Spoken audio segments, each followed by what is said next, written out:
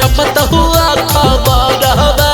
हो जले छौड़ी माझी जिला भरबा नवादा जिला में छपत हुआ खबर हो जले छौड़ी माझी जिला भरबा कोई जतो एरिया में नाम गे कोई ना लगोई तो ना जोड़ावा जमुई जिला में छपत हुआ खबर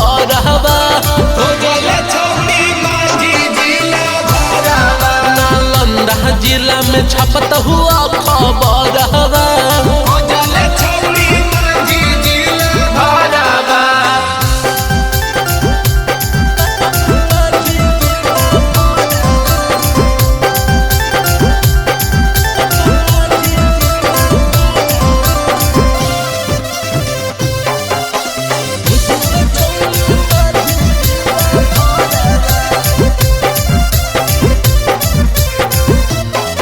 अगे दुखबा के बात ले तो सीना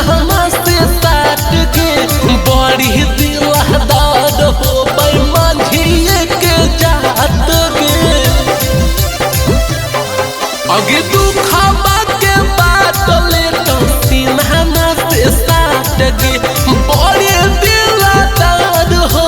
माझिए के जात गे जिला में हो गई पहचान के जान जन तू सहारा देखो पूरा जिला में छपत हुआ खबर हो जले छौड़ी माझी जिला भरबा लखीसराय में छपत हुआ खबर हो जले छौड़ी माझी जिला भरबा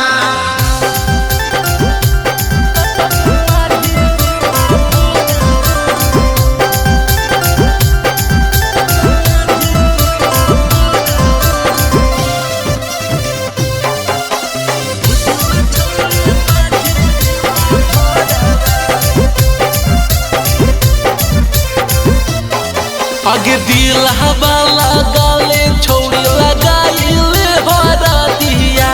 हो वो है बारांड मांझी जी को ना सदिया आगे दिल वाला गाले छोड़ी लगाइले हरा दिया हो वो है बारांड मांझी जी को ना सदिया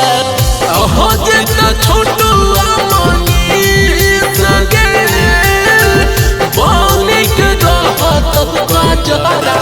वैशाली जिला में छपत हुआ खबर हो जले छौड़ी माझी जिला भरबा औरंगाबाद मुंगेर में जनत